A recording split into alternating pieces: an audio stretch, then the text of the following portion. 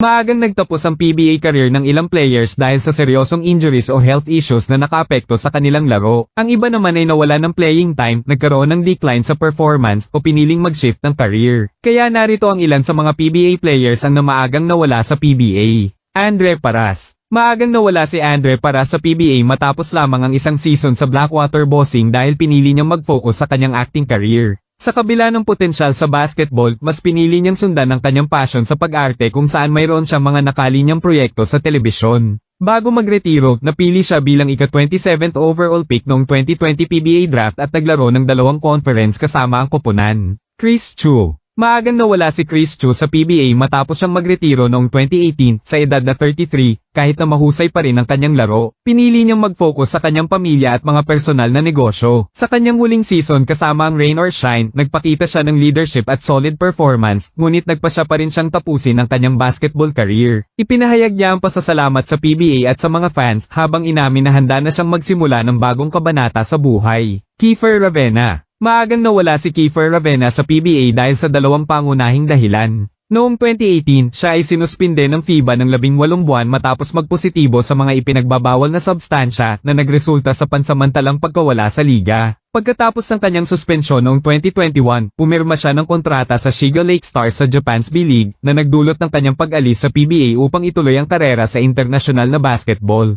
Doug Kramer. Maagang nawala si Doug Kramer sa PBA nang magretiro siya noong 2019 sa edad na 36 years old. Nagdesisyon siyang magretiro dahil sa health concerns, partikular ang problema sa kanyang puso na naging sanhi ng isang life-threatening incident noong 2016. Bagamat nakabalik siya matapos ang insidente, napagpasyahan niyang unahin ang kanyang kalusugan at pamilya. Pagkatapos ng kanyang paglalaro, nag-focus siya sa kanyang negosyo at pagiging hands-on na ama sa kanyang mga anak. Jimmy Alapag. Maagang nawala si Jimmy Alapag sa PBA nang magretiro siya noong 2016 sa edad na 38 bagamat kaya pa niyang makipagsabayan sa laro. Pinili niyang mag-focus sa coaching at maging bahagi ng Gilas Pilipinas coaching staff. Pagkatapos ng kanyang paglalaro sa Talk and Text, nagdesisyon siyang ipasa ang leadership role sa mga mas batang manlalaro katulad ni Jason Castro. Nagpatuloy siya sa basketball bilang coach at kalaunan ay nagtungo sa ibang bansa upang ipagpatuloy ang coaching career niya bilang bahagi ng Sacramento Kings. Ali Pick. Maagang nawala si Ali Pick sa PBA nang magretiro siya noong 2014 sa edad na 39. Isa sa mga dahilan ay ang insidente noong 2011 kung saan siya ay binaril sa likod ng ulo na nagdulot ng seryosong health scare kahit na nakabalik siya sa paglalaro matapos gumaling. Bukod dito, nagkaroon din siya ng iba't ibang injuries na nakaapekto sa kanyang performance. Sa huli, pinili niyang magretiro upang mag-focus sa kanyang kalusugan at personal na buhay.